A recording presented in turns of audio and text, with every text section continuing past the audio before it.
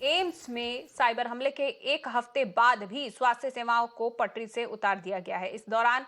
सैकड़ों मरीजों को प्रभावित होना पड़ा है। वहीं एम्स ने एक बयान जारी किया और कहा कि डेटा कुछ सर्वर पर बहाल किया जा रहा था और सेवाओं को पूरी तरह से बहाल करने से पहले अधिकारी नेटवर्क की सफाई कर रहे थे। प्रशासन को आशंका है कि सैकड़ों वीआईपी रोगियों समेत 3 से 4 करोड़ रोगियों के डेटा से समझौता किया जा सकता है। कहा गया कि अस्पताल की सभी सेवाएं मैनुअल मोड पर चलती रहेंगी और वहीं इससे पहले सूत्रों ने टाइम्स नेटवर्क को बताया कि केंद्रीय गृह मंत्रालय ने एम्स दिल्ली में हैकिंग की घटनाओं का जायजा लेने के लिए एक उच्च स्तरीय बैठक की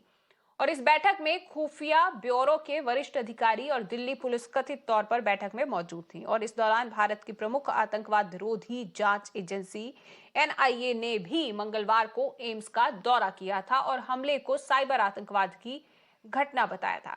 और मेरे साथ इस वक्त ज्यादा जानकारी के लिए मेरी सहयोगी इशिका दिल्ली से जुड़ चुकी हैं। इशिका, तो अभी हालांकि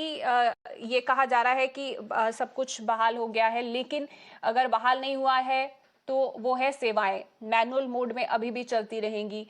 तो अभी पूरी तरह से दुरुस्त होने में कितना वक्त लगेगा और लोगों को कितनी परेशानी हो रही है?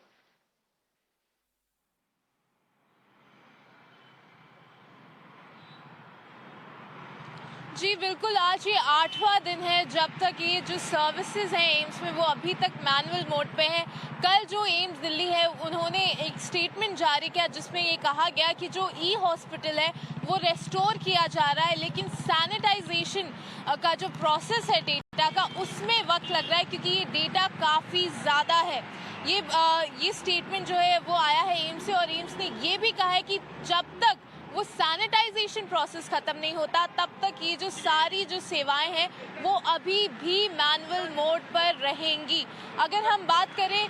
कल की, तो कल हमने देखा कि कैसे यहाँ पर एनआईए की टीम भी पहुंची थी, क्योंकि आपको याद होगा कि दिल्ली पुलिस ने इसमें साइबर टेररिज्म का एफआईआर दर्ज किया है और उसके बाद जो है उसके कुछ देर बाद ही हमने देखा कि होम मिनिस्ट्री में एक उच्च स्तरीय बैठक हुई थी जिसमें एम्स के अधिकारी,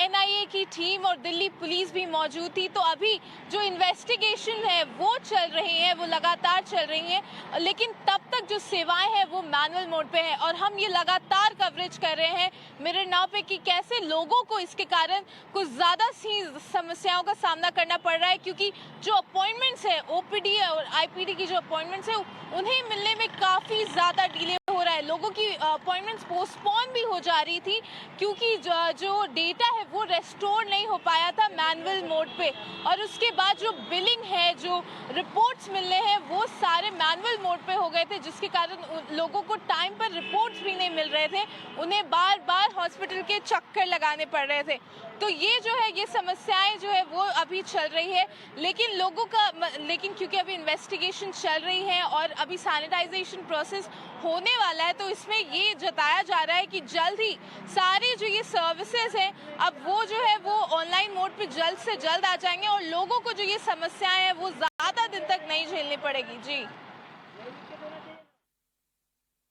जी, बहुत बहुत शुक्रिया इशिका आपका इस तमाम जानकारी के लिए। तो अभी भी आपको बता दें कि सेवाएं बाधित हो रही हैं एम्स में, क्योंकि मैनुअल मोड में अभी भी काम चल रहा है, डेटा रिस्टोर हो गया है। अपडेट हम आपको इस पर देते रहेंगे। फिलहाल आगे बढ़ते हैं और